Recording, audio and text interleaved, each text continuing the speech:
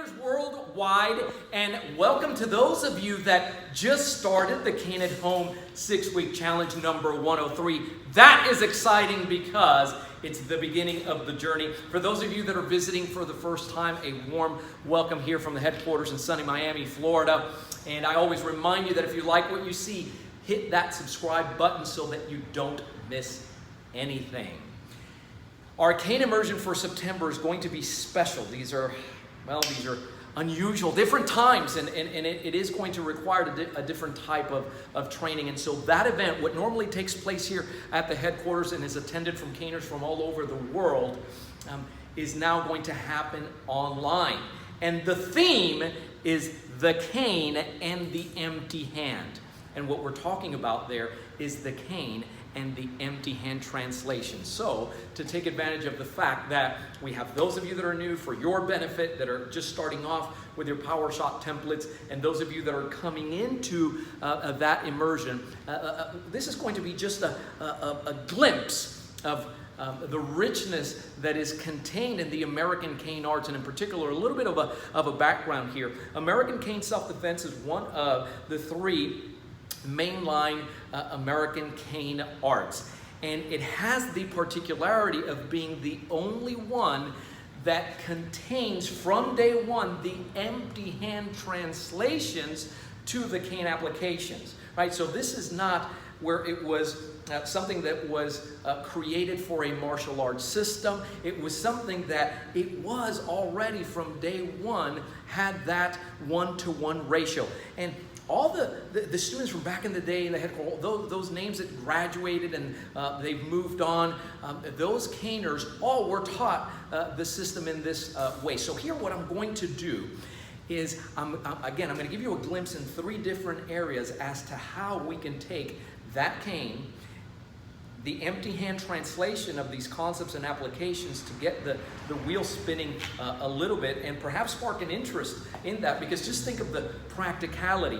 There are times that you may not have this tool handy, and you need to be able to defend yourself. You may need to defend yourself to even get to this tool, right? Because we're all human, and it works that way. So the first one that I'm giving you in the first area is going to be in the area of striking itself. Striking on the hierarchy of self-defense skills is the most basic, and we have certain mechanisms already built into work with our adrenaline response. So what I'm going to do is I'm going to have Vanessa to take a power shot, right? So that we're here, and she's going to move just you're one, and it's a very short shot. So you're here in this passive ready stance. The cane precedes you, and back up. You do that first strike.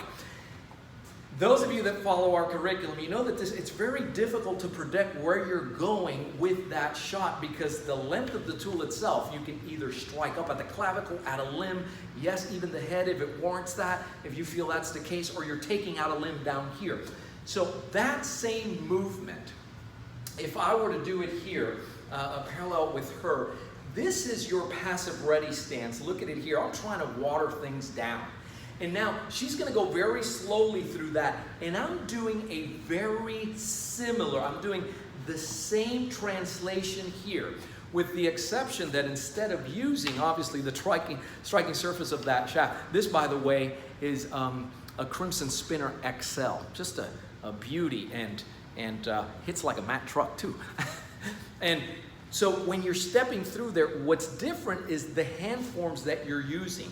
The empty hand system of ACSD, of American Cane Self-Defense, is mostly an empty hand, a palm a system, and a hammer fist system, and less of punching. Yes, we do have strikes like this, but there's a reason for that, and that is that the average citizen out there is not a martial artist, they're not trained fighters, the hand is not conditioned. So you're taking something that you're going to go and punch over here that's not conditioned, you can actually fracture that hand. So in the application of it, another distinction is that as an impact tool, cane seeks bone. So if I were throwing a punch here at her, or I were lunging, and she's up here with the cane, she's up here with the cane, and she's in her stance, and I go to move or I go to do anything, she can go ahead and crack me here. See how difficult that is to guard against? I'm going to come in here, I'm going to throw a punch, I'm coming, she just comes in, boom, and she can hit the limb, she can strike, so on and so forth. You wouldn't be striking bone when it comes to your bare hand. Quite the opposite, right? So go ahead and set that down. Here now, if I'm having to knock something down, rather than striking and going on bone on that ulna, I'm going to start striking in here in areas in particular. See how there's a little tap, because there's a nerve plexus up here in this portion of the forearm. And it doesn't matter if you follow the Chinese system or you're just anatomical targeting. We know that when we strike here, there's a numbing effect. But not just that, it starts setting up shots. So that power shot that you do, listen, I don't want to talk. When you knock that down, it leaves it open. And here comes the hammering. Remember, don't move from there. Remember this, right? If you had the cane, you could take that horn and go in here. But if you don't have that cane, you can go with the hammer fist, the meaty portion of the hand. And where you strike is just as important, because you want something that's typically going to be closer to the brain to give you the biggest. So if you go to the nose, if you've ever been hit in the nose, you see how your eyes get watery. So that area, she's turning her face, she's going to get hit in that temporal region. That's valid as well. You're taking the back of the head, you're going to magnify that blow, but don't miss also the palm, right, that comes in here that can do likewise. The palm, because it's empty-handed, you have these little claws in here that can not just strike, but rake on the way out. So what we're pointing out is that these movements that you do with a slight variation, they're very much the same. If you know how to do it with the cane, you already have the foundation, because the cane teaches the empty hand in ACSD and not the other way around. That's the first concept. The second concept is in using some of the anatomy. Some you're going to have to make modifications, because again, this is designed to strike bone. I'll show you one way that this still holds true with the empty hand. Last week, we spoke about how to negotiate, how to survive somebody that's coming to tackle you. And once we sprawled backwards, so we're in, and you have your balance here, you took this and pressed it right across the temporal region here. And see, you have to be very light with this, because she's already feeling uncomfortable. Just tap. Yep, there's the tap. So what happens when you don't have this? Let me show you. So when she comes in here, I still have to maintain my base. But what I do with my hand is I'll take that fist and I'll press that knuckle right on that forefinger, and it creates a blunt object that I can go with there. And just in the same way as I do this, it's here, and then spin and rotate, right? And that's how that individual was, because wherever the head goes, the body has to follow. When you can do this movement and rub, you go ahead, turn, get out of there, create the distance, and get away. It is the same concept with the cane instructors. When you present it, you know how you say, if you can do this and turn, then that application, we have the potential for building it and ingraining in the nerve system. It's the same thing, empty hand. When you come in here, right, you're just pointing out that the anatomy there changes a little bit.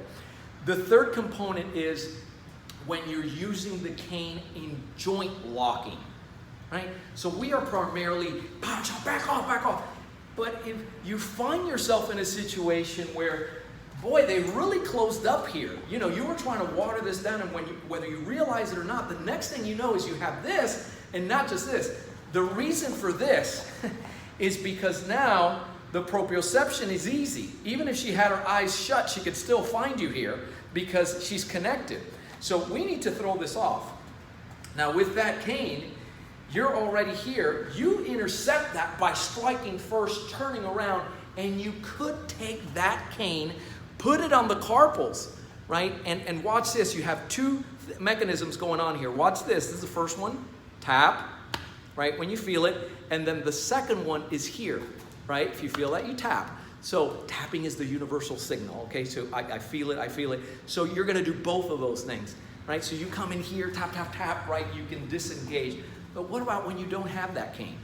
Right? It has to have the same carryover. So here, oh, there's the palm here we were talking about in place of this. Notice that she's trying to knock me off balance, and I went ahead and did this.